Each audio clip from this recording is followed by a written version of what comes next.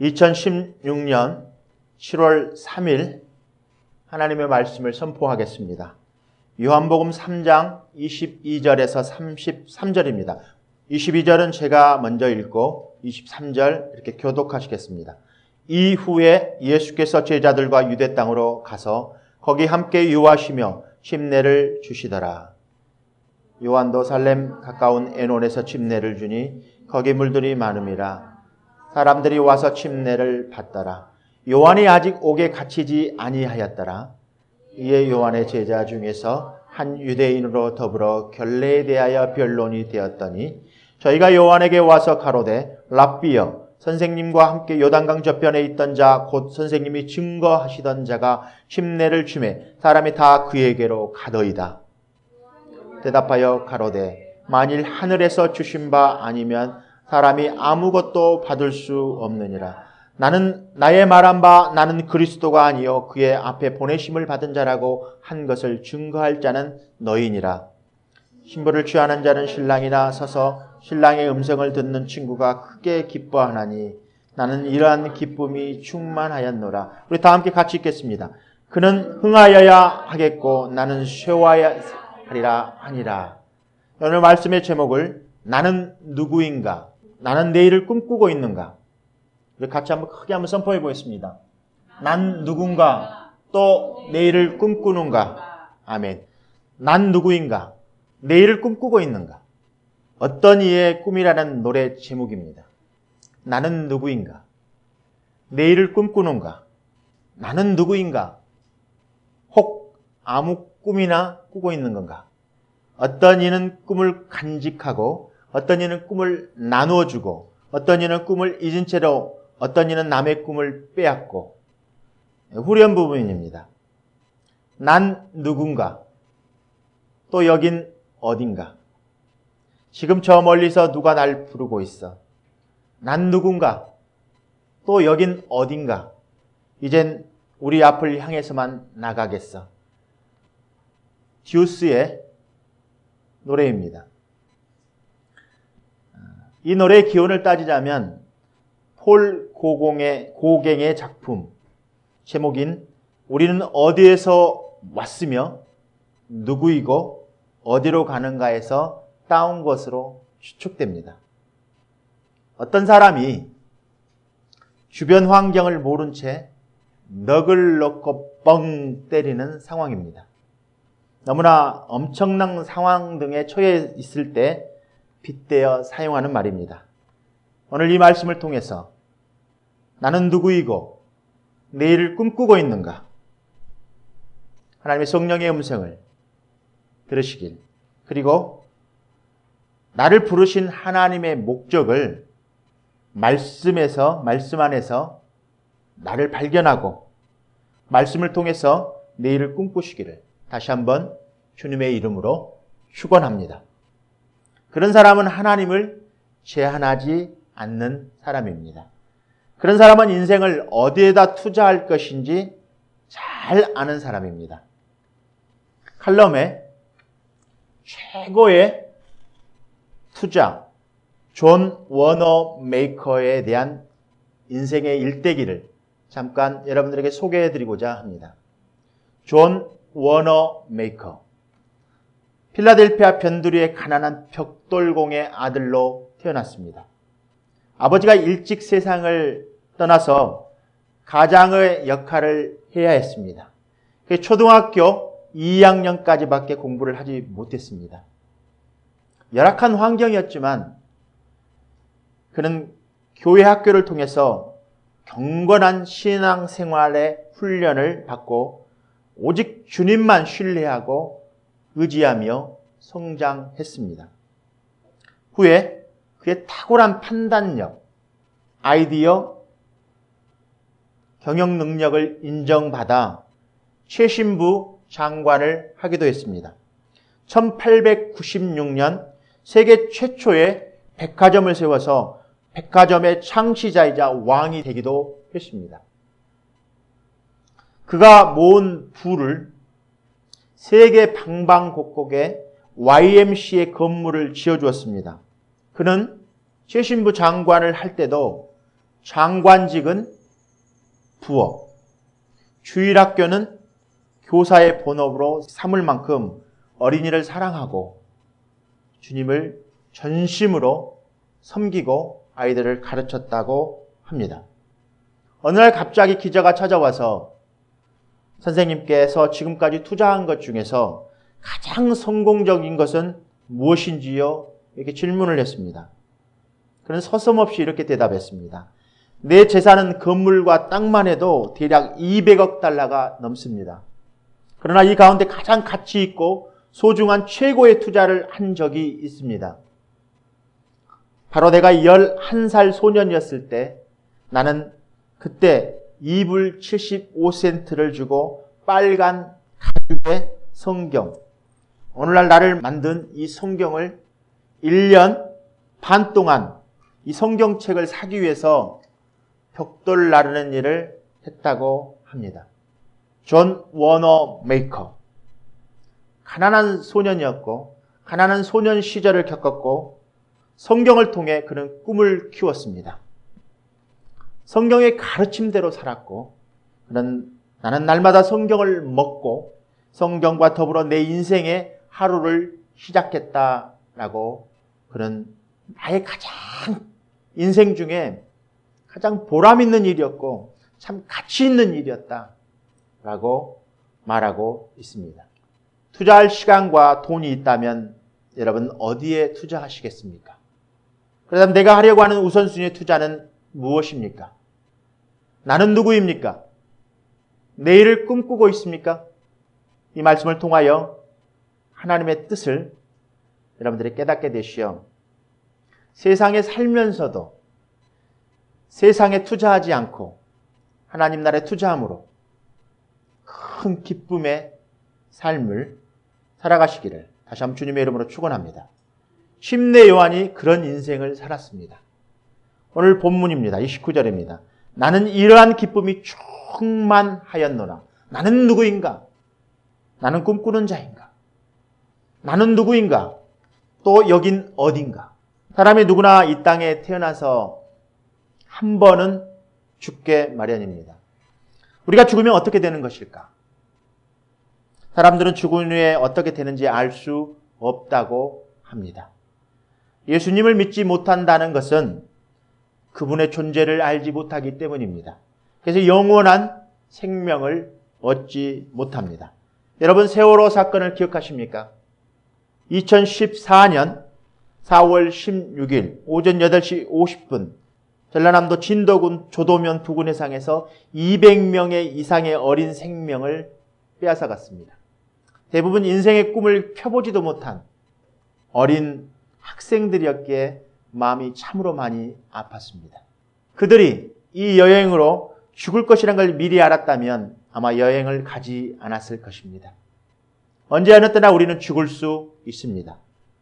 문자적으로 내가 내일 죽는다면 내가 그동안 수고한 공부와 성공적인 직장이 무슨 의미가 있겠습니까? 이 세상의 모든 것들은 다 일시적입니다. 모든 것이 무의미할 때 우리가 한번 죽는다면 왜 그토록 열심히 노력해야 하는가 생각하게 합니다. 우리는 하나님께 주신 삶의 목적을 가지고 살아야 할 필요를 느낍니다. 인생은 선택하는 일을 통해서 선택받는 것입니다.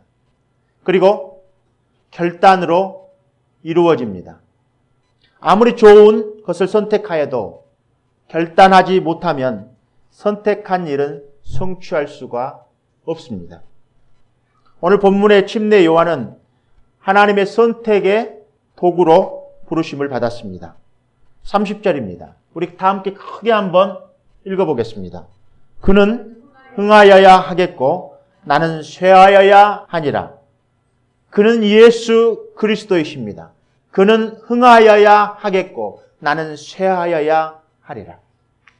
인생에서 침례 요한은 하나님의 선택의 부르심에 응답하고 결단함으로 하나님께 영광을 드린 인생의 값진 삶을 살았습니다. 오늘 말씀을 듣는 우리 주양교회 성도 여러분, 여러분의 가정과 직장과 학교의 평안과 예수 그리스도의 평안과 사랑을 알게 되시기를 다시 한번 주님의 이름으로 축원합니다. 여러분들의 무의미한 삶, 답은 여기에 있습니다.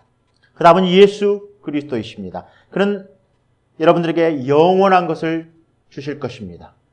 세상은 일시적이고 잠깐입니다. 그러나 하나님의 영원한 기쁨은 주실 것입니다. 그는 천국과 영생을 주실 것을 여러분들이 믿음으로 선포하고 하나님께 나아가시기를 다시 한번 주님의 이름으로 다시 한번 축원드립니다. 말씀을 이어가겠습니다. 이제 서러운 부분은 접고 침례자 요한 그 삶을 자세하게 한번 좀 살펴보고자 합니다. 누가복음에 요한의 탄생을 그의 아버지에게 알리는 천사가 그에 대해서 다음과 같이 이야기하였습니다. 누가복음 1장 15절 17절의 말씀을 우리 다 함께 크게 한번 읽어보겠습니다. 이는 그가 같이 읽겠습니다. 이는 그가 주 앞에 큰 자가 되며 포도주나 독한 술을 마시지 아니하며 모태로부터 성령의 충만함을 받아 이스라엘 자손을 주 곧 그들의 하나님께로 많이 돌아오게 하겠습니다. 그가 또 엘리야의 심령과 능력으로 주 앞에 먼저 와서 아버지의 마음을 자식에게 거스르는 자를 의인의 슬기에 돌아오게 하고 주를 위하여 세운 백성을 준비하리라. 예수님 또한 다음과 같이 이야기하신 적이 있습니다. 마태복음 11장 9절에서 11절 말씀입니다. 우리 같이 크게 한번 선포해 보겠습니다. 그러면 너희가 어찌하여 나갔더냐? 선지자를 보기 위함이었더냐? 옳다. 내가 너희에게 이르노니 선지자보다 더 나은 자니라. 기록된 바 보라. 내가 내 사자를 내 앞에 보내노니 그가 내 길을 내 앞에 준비하리라 하신 것이 이 사람에 대한 말씀이니라. 내가 진실로 너희에게 말하노니 여자가 낳은 자 중에 침례 요한보다 큰 이가 일어남이 없도다. 그러나 천국에서는 극히 작은 자라도 그보다 크니라. 요한은 주 앞에 큰 자가 되었습니다. 예수께서 여자가 낳은 자 중에 침례자 요한보다 더 큰 자가 없다 하였습니다. 요한은 하나님의 부르심을 받았습니다. 예수님의 선지자가 되었습니다. 주를 위하여 세운 백성을 준비하는 사명을 가지고 태어난 것입니다. 우리 크게 한번 선포해 보겠습니다. 주를 위하여 세운 백성을 준비하는 사명을 가지고 태어난 것입니다. 주 앞에 큰 자가 되었다고 말하고 있습니다. 이 땅에 태어난 사람들 중에 아주 이보다 더 큰 자가 없다 말씀하셨습니다. 그런 큰 자가 자기의 영광을 세우는 것보다 하나님의 길을 준비하기 위해서 그 길의 대로를 깔기 위해서 이 땅에 먼저 와서 세상 사람들에게 하나님의 아들임을 선포하고 또 거스리는 자들을 하나님께 돌아오게 하는 회개하라 천국이 가까웠느니라라고 선포하며 많은 사람들을 예수님이 곧 오실 그 예수님을 맞아들이기 위해서 준비시켰다라는 말입니다. 그는 어려서부터 하나님께서 천사를 먼저 보내셔서 그 아버지에게 이 아이를 이렇게 키워라 라고 말씀해 주셨습니다. 아마도 침례 요한의 부모님은 성령의 음성을 아주 귀담아 듣고 성령이 충만한 자들이었다라고 볼 수 있습니다. 천사가 하신 말씀을 알아들었고 그 말씀대로 태어날 때부터 침례 요한이 정결한 삶을 살아갈 수 있도록 그를 가르치고 보호하고 인도하는 이 땅에서 부모로서의 신앙인의 아버지로서 어머니로서의 자식을 그렇게 신앙인으로 키웠다는 것은 그 부모가 바로 정결한 삶을 살았다는 것을 우리는 이 침례 요한의 삶을 통해서 그 부모를 볼 수 있는 것입니다. 크리스찬들이 영적으로 가난한 이유가 있습니다. 하나님의 말씀을 먹지 않기 때문에 그렇습니다. 하나님의 음성을 듣지 않기 때문에 그렇습니다. 또한 하나님의 말씀에 순종하지 않기 때문에 그렇습니다. 알지 못하는 그분께 우리는 순종할 수 없습니다. 여러분들이 그래서 하나님 말씀을 가까이 해야 합니다. 하나님의 말씀을 알지 못하면, 예수 그리스도를 알지 못하면, 하나님을 알지 못하면 하나님 말씀에 순종할 수 없습니다. 침례 요한은 그렇게 뱃속에 들어 잉태할 때부터 천사로부터 정결한 삶을 살아갈 것을 듣게 되었고 그가 알든 알지 못하든 부모로부터 정결한 삶을 훈련받았는데 그가 어린아이에서부터 이제 성장해 가는 과정 속에 하나님의 때가 오는 그때까지 침례 요한은 조용히 세상과의 완전한 세상 속에 있으면서도 세상 속에서 분리되어져서 경건하고 성령 충만하고 하나님의 말씀의 절제와 극기를 통해서 아주 충성스럽게 세상과의 구별된 삶을 살고 있었습니다. 그런 그가 이제 예수 그리스도가 이 땅에 오셔서 그 예수 그리스도의 때가 되었을 때 그는 나타나서 잠깐 예수님을 증거하는데 그의 삶이 세상 사람들과 구별되어졌기 때문에 그가 회개의 목소리를 드높일 수 있었던 것입니다.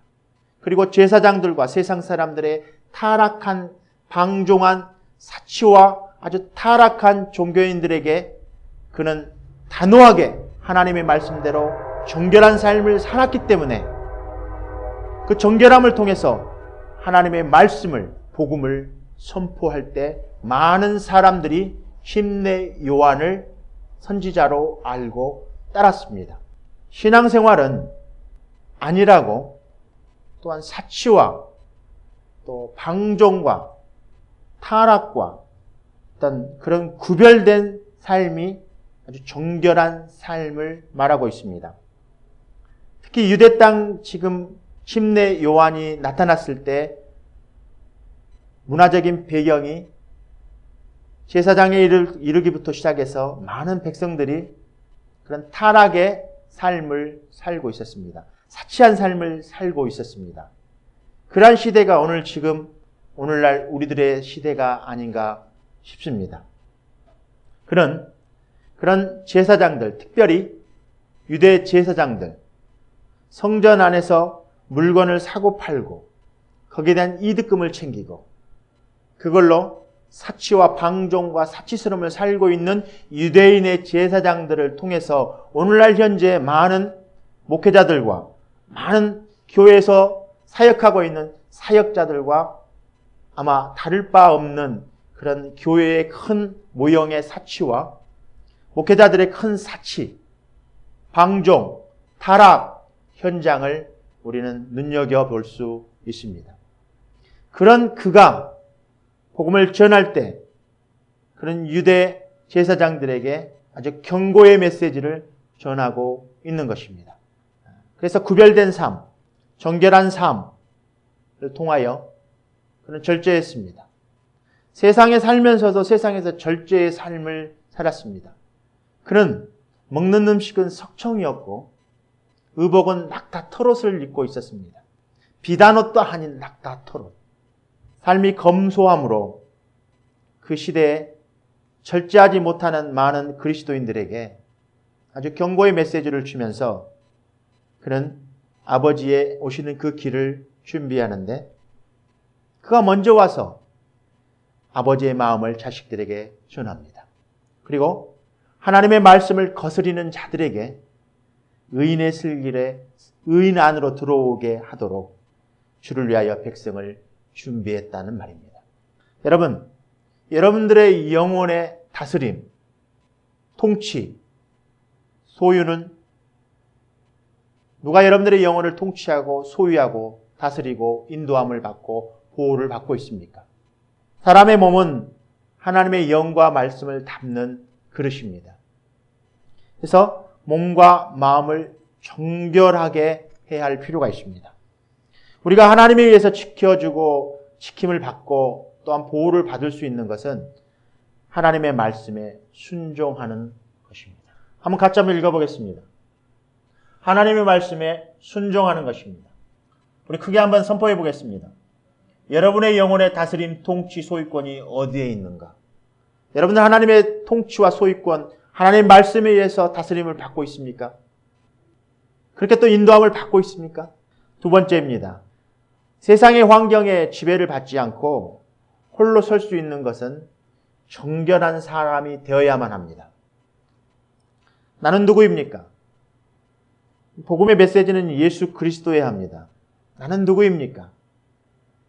나는 침례 요한처럼 아버지의 마음을 자식에게 전해주고 거스리는 자들, 하나님의 말씀에 순종하지 않는 자들에게 돌아올 수 있도록 주님의 복음을 지금 선포하고 있습니까?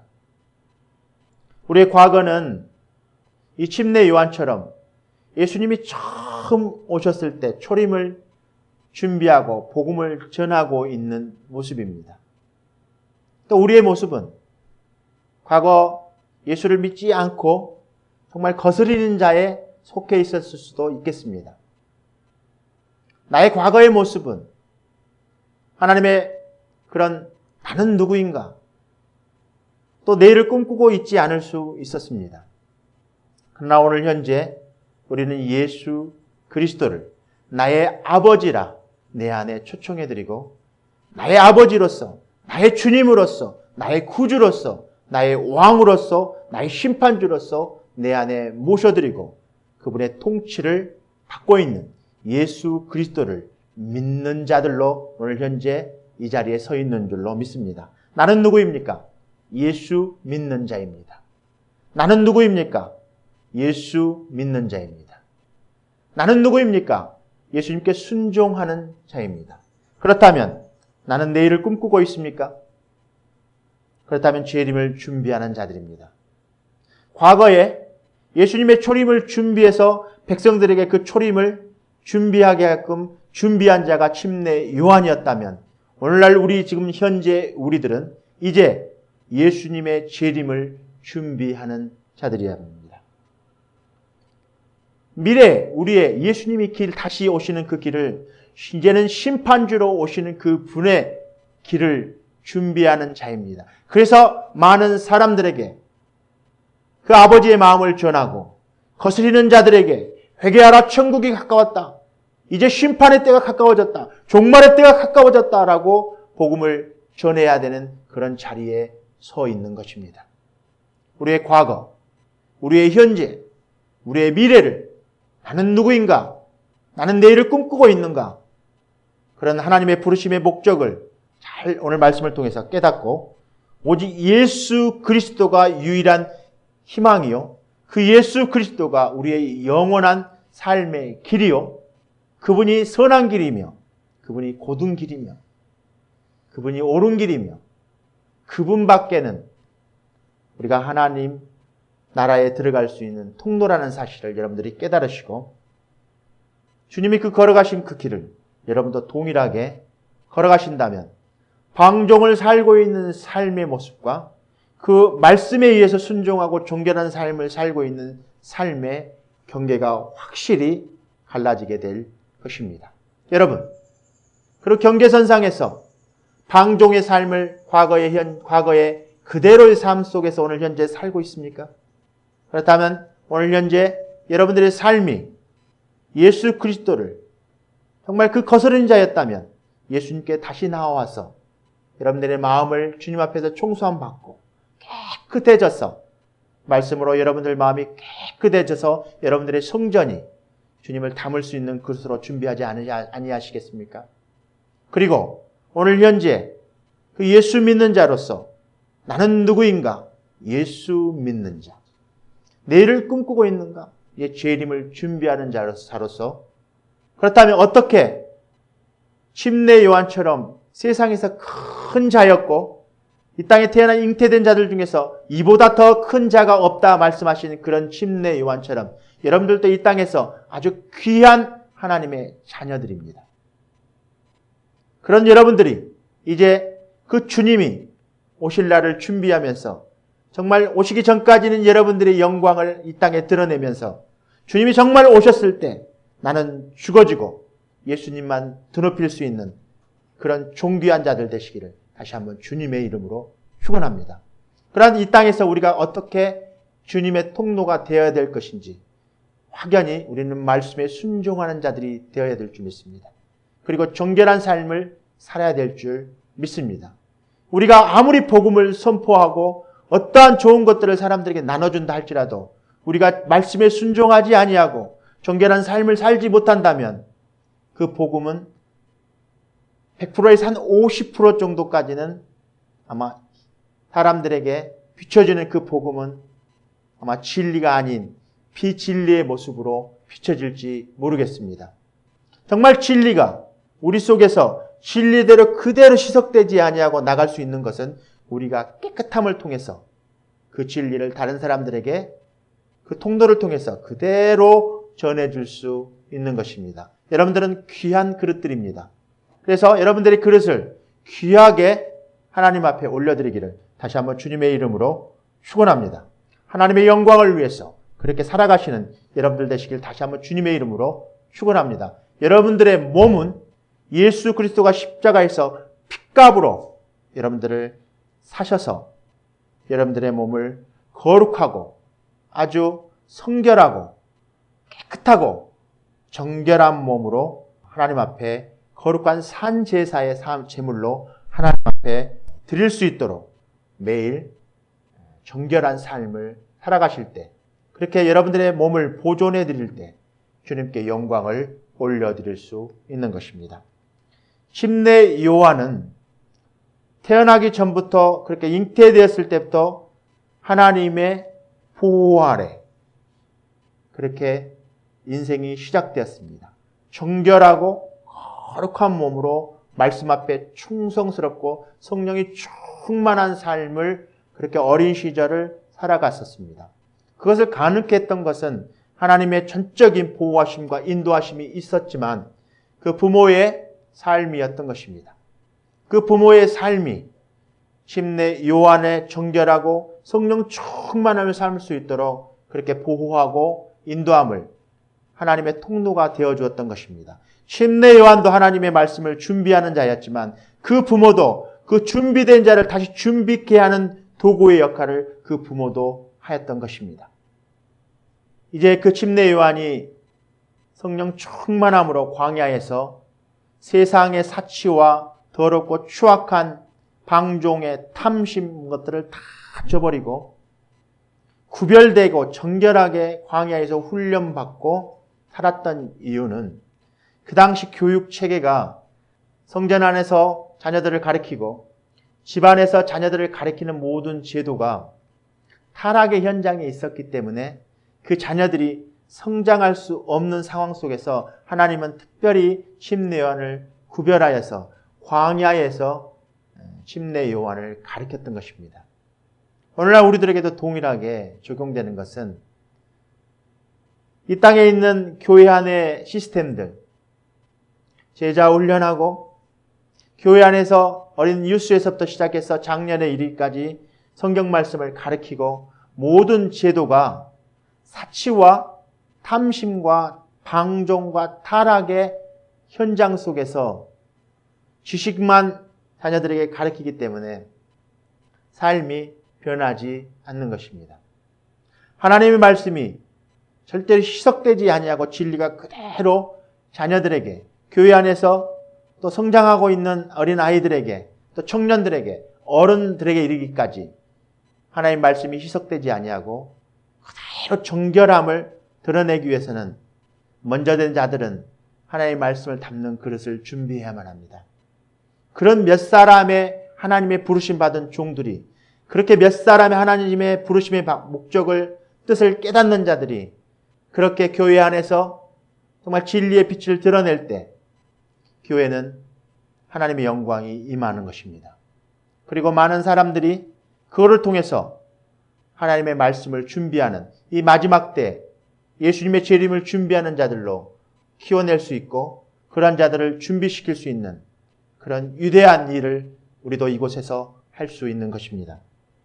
침례 요한의 사역을 마지막을 맞이하게 되는데, 침례 요한은 아마 어려서부터 성장하는 과정까지 광야에서 이제 회개의 목소리를 높일 때 그런 나는 누구인가? 나는 내일을 꿈꾸고 있는 자인가를 계속 자기의 모든 삶을 하나님이 부르신 목적대로 자기 인생의 온전 삶을 어디에다 지금 투자하고 있는가를 우리는 마지막 삶을 통해서 볼 수 있습니다. 침례 요한의 나이는 30대였습니다. 그러니 인생의 황금기 같은 나이입니다. 정말 인생에 꼽힐 수 있는 황금의 나이입니다.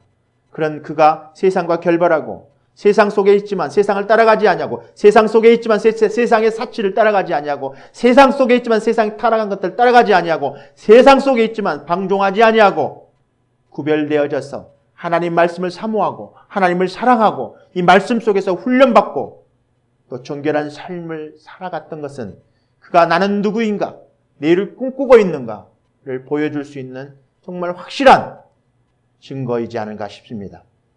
오늘 마지막 침례 요한의 마지막 삶을 보면서 우리는 다시 한번 나는 누구인가, 나는 내일을 꿈꾸고 있는 자인가, 하나님의 부르심의 목적을 잘 깨닫고 그렇게 살아가고 있는가, 다시 한번 우리에게 도전해 주는 좋은 말씀이지 않은가 싶습니다. 이에 대한 요한의 반응, 요한복음 3장 26절 30절입니다. 그는 흥하여야 하겠고 나는 쇠하여야 하리라. 여러분, 이제 여러분들의 마음에 질문을 좀 드릴까 합니다. 예수 그리스도 안에서 나는 누구입니까? 예수 그리스도 안에 나는 내일을 꿈꾸고 계십니까? 여러분 삶 속에 예수 그리스도께만 높임을 올려드리신다면, 나는 오직 예수 그리스도 안에서 예수님께만 영광을 높여드리고 있다면 주 예수보다 더 가치 있는 것들에 그 어떤 것들을 쫓고 있는 그러한 나의 모습을 오늘 발견하시게 될 것입니다. 인생의 삶은 딱 두 종류의 삶입니다. 예수님을 쫓던가 아니면 세상을 쫓던가, 말씀을 쫓던가 세상을 쫓던가, 정결하게 살든가 그러 아니면 방탕하게 살 것인가. 우리는 예수 그리스도 안에 나는 누구입니까? 나는 예수 그리스도 안에 내일을 꿈꾸고 있는 자들입니까? 그렇다면 세상의 괄시와 세상에서의 비판과 세상에서의 천대와 세상에서의 빈곤함과 세상에서의 어려움들, 세상에서의 고난들은 나에게 아무런 장애물이 될 수 없는 것입니다. 왜? 내가 쫓고 있는 꿈과 이상은 하나님의 나라이기 때문에 그렇습니다. 일본에 코이라는 관상용으로 즐기는 물고기가 있습니다. 코이. 작은 어항에다 키우면 5cm에서 8cm밖에 자라지 않습니다. 그런데 커다란 수족관에다 옮겨 놓으면 15cm에서 25cm까지 자란다고 합니다. 놀라운 사실은 이 코이를 강물에다 풀어놓으면 90에서 120cm까지 성장한다고 합니다. 코이는 자기가 잠자고 숨 쉴 수 있는, 활동할 수 있는 세계의 크기에 따라서 피라미드가 될 수도 있고 대여가 되기도 합니다. 피라미드와 내가 숨 쉬고 있는 곳, 내가 활동하고 있는 이곳, 내가 살고 잠자고 내가 살고 있는 이곳에서 하나님께서 주신 그릇들을 담을 수 있는 크기는 요만큼일 수도 있고 요만큼 늘어날 수도 있고 요만큼 늘어날 수도 있습니다. 꿈을 여러분들 어디에서 키우고 있습니까? 아마 강가에 나가기도 전에 혹시 너무 일찍 포기하지는 않았는지, 장애물이 부딪힐 때마다 이제 우리 청년들 같은 경우에는 이제 세상에서 세상의 쓴맛들을 이제 배워가는 단계입니다. 여러분들 삶 속에 어려움이 혹시나 오지 않았습니까? 나는 누구입니까? 나는 예수 그리스도 안에서 믿는 자입니까? 나는 예수 그리스도 안에 누구입니까? 나는 예수 그리스도 안에 순종하고 있습니까? 나는 누구입니까? 내일을 꿈꾸고 있는 자입니까? 그렇다면 하나님의 음성을 들으십시오. 하나님의 음성이 들리지 않습니까? 그렇다면 말씀을 읽으십시오. 그리고 깊게 말씀을 묵상하십시오. 세상에 있는 것들은 생각하고 세상에 있는 것들은 좋아하면서 말씀 읽는 것을 좋아하지 않는다면 그는 나는 누구인가 예수 안에서 그 진리를 찾지 못한 자들입니다. 나는 누구입니까? 나는 예수 그리스도 안에서 누구입니까? 나는 예수 그리스도 안에서 꿈을 꾸고 있는 자입니까? 혹시나 하나님께서 부어주시려고 하는 은혜와 충만한 은혜의 진리를 담으려고 하는 이 그릇을 이 코이처럼 작은 어항에다 담고 있지는 않습니까? 혹시나 조금 더 큰 어항에다 담고나 있지 않습니까? 이제 강가로 나아가면 엄청난 크기의 고기가 대어가 될 수 있는데 여러분들의 삶이 이제 시작 단계에 있는 여러분들에게 문제에 부딪혔을 때 그냥 그 장애물에 넘어져서 포기해버리지는 않고 있는지. 그렇다면 여러분들, 하나님은 전지전능하시고 하나님은 무엇이든지 하실 수 있는 분이십니다. 그런 능력의 하나님께 구하지 아니하시겠습니까? 무엇이든지 하나님께 구하면 하나님께서 이루어 주신다고 말씀하여 주셨습니다. 여러분들 삶 가운데 그런 용기를 한번 내보시지 않겠습니까? 여러분들 삶 가운데 이제 강가에 나가서 마음대로 수영하고 마음대로 뛰어놀 수 있고 마음껏 하나님의 나라를 확장시켜 드릴 수 있는 그런 큰 강가가 여러분들에게 기다리고 있는데 사소한 어려움이 여러분들 삶 속에 왔다고 해서 정말 대어가 되어보지도 못하고 피라미에서 이제 멈추시겠습니까? 예수 그리스도를 나의 주라 고백해드리고 순종함을 통해서 결단하고 여러분들 나아가실 때 나는 누구입니까? 환경의 열악함들,